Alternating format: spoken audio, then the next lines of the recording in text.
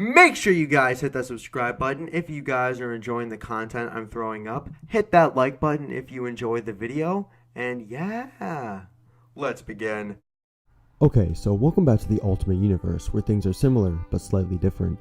And so continuing on with our run of Ultimate Spider-Man with Volume 3, and in our last video, Peter Parker began to accept himself as the city's newest hero after taking down the Kingpin, or Wilson Fisk. And Peter felt that he needed to tell Mary Jane who he was, and so he trusted his childhood friend and admitted to her that he is Spider-Man, and he couldn't have been happier. Now we begin over at the medical facility, where two doctors begin to review their newest patient. They begin to try and decide on whose turn it is to clean out Dr. Octopus's bedpan, when the man slowly begins to wake up, as Otto Octavius asks that why would they call him that his name is Otto. We see a metal arm begin to rise, as he shouts out, asking why did they call him that. Meanwhile, over at Midtown High, Peter and the rest of his classmates head over to the school pep rally, as Kong mentions that he's starting to think that the assignment on making a report on which superhero they would like to be seems pretty dumb, and everyone tells him that maybe it's he who is dumb, but Kong says that he's not sure. All these superheroes and mutants popping up, maybe it's a sign, and maybe they should be watching out, and Peter asks what does he mean by that, and Khan says that he's not sure, he just feels like there's going to be some real trouble soon. A voice then tells him that it's a meteor, and everyone looks over to see a blonde girl standing along the wall, and she said that it's kinda like when the meteor wiped out the dinosaurs, but except for them they know it's coming. And she goes on telling everyone that things will be fine, as in a sense they all have superpowers in their own ways, even if they're not superpowered or mutants. And Khan asks who she is, and the girl says Gwen Stacy. And it's okay, so now Gwen Stacy has been introduced into the Ultimate Universe, and Gwen was in the main 616 universe, Peter's first real love besides Liz Allen, and she eventually was killed by being thrown off a bridge. And for Bendis to introduce her so early on in the Ultimate run is kind of genius, and you'll see why sooner than later. But back over at the medical facility, Otto Octavius begins to wake up, and Hank Pym sits on his bed telling him that it's good he's awake. Now Hank Pym has just been introduced in the Ultimate run as well, and just to let you know, he doesn't play a significant role or anything. For those who have been reading Marvel Comics for a while, know that Hank Pym was the original Ant-Man before Scott Lang, and here he's just a lab scientist that works for the government. But it's still cool that Bendis recognizes all these Marvel characters and reintroduces them in interesting ways. But essentially what happens is that Pym explains that there was an accident at Osborn Industries that left him in a coma for the last 3 months, and Otto says that he doesn't really remember what happened, and as he tries to process it, he begins to feel the metal arms as he asks, what have they done to him? And Hank goes on stating that during the accident, he suffered damage to his face and neck areas, but more notably, it seems that he was fused with his own mechanical arms, or harness. Now they're not sure as to how the arms are locked into his central nervous system, and they react and function like normal arms. Otto Octavius leans up and shouts for them to take his bandages, and as they slowly come off, he sees the arms, and Hank tells him that there could be a breakthrough with exciting possibilities, and perhaps they could work together. But Otto says that they found him like this, and they chose to keep him like this. Who do they think they are? And Hank says that they can't say, but they are with the United States government, and they really can't tell him where he is. The metal arms begin flailing as one shoots through the chest of one of the other doctors, and this to me feels like the horror scene from Spider-Man 2, with the tentacles, but with way less violence. But Otto looks back over to Hank, demanding to know where he is.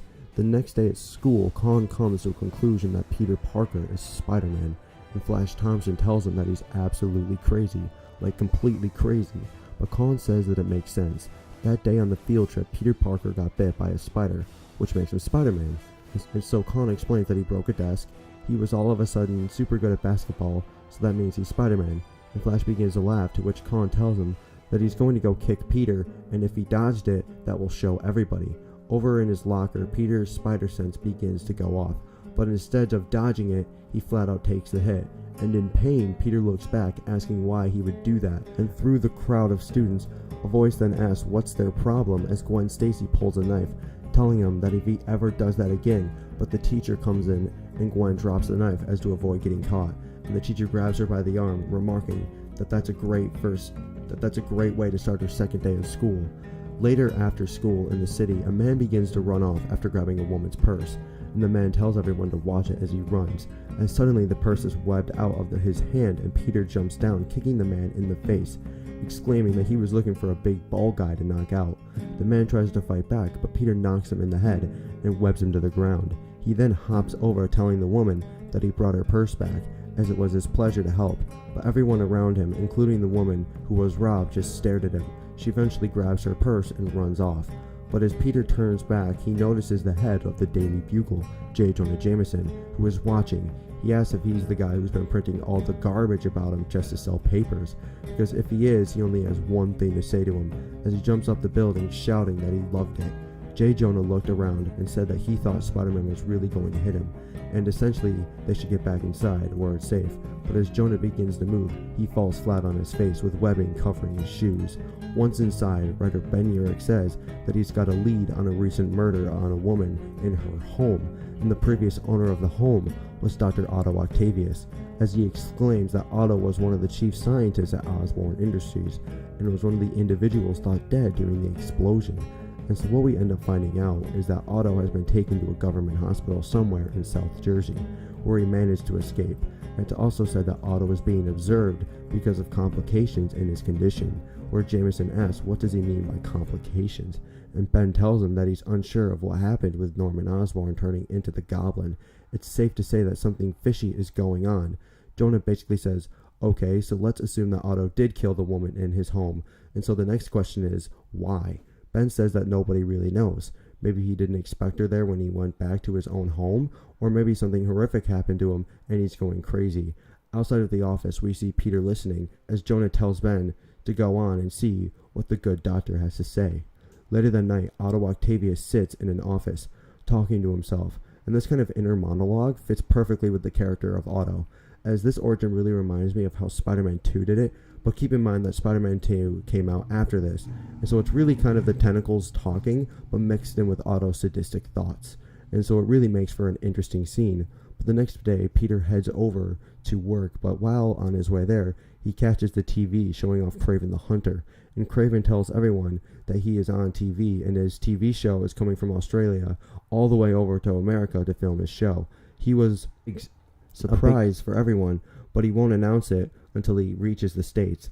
A little while later, Peter overhears some of the workers talking about a breaking story about some man with mechanical arms climbing hammer towers and trying to break in. Peter thinks about it for a moment and then remembers back to when he was at Norman Osborn's facility and he met Otto Octavius, an individual who used a device that had mechanical arms attached to it. After going off work, Peter suits up and heads off to Hammer Towers to find out what's been going on, and he finds Justin Hammer speaking with two S.H.I.E.L.D. agents. They ask Justin Hammer if he knows who Dr. Otto Octavius is, and Justin tells them no, but the agents look at him and Justin admits that he's heard of him, and Agent Carter goes on to explain that Colonel Fury will need a better answer than that, going on to explain that Otto was fused with a mechanical harness that gave him mechanical arms, and the explosion left him with amnesia, and he seems to have come here for something, and that after they talk for a little while, Justin notices something in the window when he sees Spider-Man's head. The two agents spin around firing their blasters at him, barely missing him, and Spider-Man figures that it might be as good as time as any to leave. The next morning, Kraven the Hunter's plane touches down in New York, while his fans and reporters gather around to find out what his big announcement is, and one reporter runs up exclaiming that the world wants to know what he's going to be hunting in New York of all places that he couldn't hunt anywhere else. And Kraven smiles, stating that he's here to hunt the one they call Spider-Man. And this is really cool because we've never seen Kraven in this kind of light before, as this came out around in early 2002, and prior to this you had your best Kraven stories, which were essentially dark and gritty like Kraven's Last Hunt, in which I said they were really dark and gritty. And so to make Kraven a TV star and hunt for views is very interesting and well executed by Bendis, as to me this ultimate origin for Kraven is my favorite. But as Kraven makes his announcement, Peter's watching TV, who's trying to figure out what he's going to do next, as a man just publicly threatened to kill a man. But a week later, Peter heads to school and begins social studies class when Gwen Stacy is let back into the classroom, and she tells everyone that she's sorry for pulling a knife, and doesn't want anyone to think of her as a crazy girl. But one thing that she does want to say is that she doesn't like bullies. And here I love how Bendis really reacts or recreates the character of Gwen from the bottom up, as really the most notable thing she did in the comics was die, and to see her as just more of a background character for now is really interesting as she feels brand new compared to her 616 counterpart. But the teacher goes on about the be a superhero assignment when Liz Allen says it's a bad idea, as not long ago the school was attacked by a mutant and now they have to dress up as one. The teacher says that the assignment is supposed to help them study the environment from a different perspective, but Liz doesn't care. And so meanwhile in New York City, Justin Hammer heads out of his press conference speaking with one of the scientists from his New Jersey facility, as Justin tells him that they're going to need some major firepower, and he needs backup right away. The scientists stated that their experiments are going smoothly and on track, but currently their subject, Flint Marko, is still adjusting to the experiment, and so it's okay. Here we know that Justin Hammer is responsible for creating some Spider-Man villains, such as the Sandman and Otto Octavius, and that's cool because Bendis understands that this is a new fresh take, and he can do whatever he wants, and so by bringing in Justin Hammer to create some villains wouldn't be my ideal choice, but it works because Bendis makes it work. And the scientist then questions why doesn't he work with S.H.I.E.L.D. on this, and Hammer explains that he violated the superhero test ban and legal trouble will come, which is essentially saying that since Doc Ock was in the explosion in Osborn Industries, that makes Hammer responsible for that explosion. But Justin arrives at a press conference where he's about to announce the Energy Dome project, a power plant offering abundance of affordable and alternative energy sources. As he takes the stage, he explains that they are currently unveiling a groundbreaking energy technology with a hybrid of solar, electric, and nuclear energies. But as the announcement goes on, the video feed from the dome shows the scientists being attacked by Otto. And back at the school, the students all gather around for the assembly where the principal announces that they've all been here today to be informed that the school has been chosen to be a filming set for the Kraven the Hunter TV show. But as he goes on to explain the do's and do nots, he's told that there's been some trouble in the city, and the school is currently being placed under a lockdown. While the students all panicking, Mary Jane looks at Peter and tells him to go. Over at the dome, the police begin to arrive by helicopter, but one of the pilots tells the other that the way is beginning to feel some resistance. The second pilot asks what does he mean, and they both realize that hanging from a web, Spider-Man says that basically this idea was so much better in theory than in execution. And one of the officers attempts to shoot Spider-Man, and he tells them to stop, that he's trying to help them, and he swings, dodging the gunfire as he releases and crashes into the facility. He gets yelling "ta-da" in a painful voice, and then he sees Otto Octavius standing there with a dead scientist.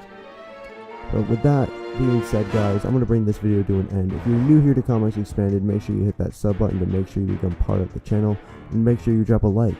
And yeah, I will catch you guys in the next video. Peace!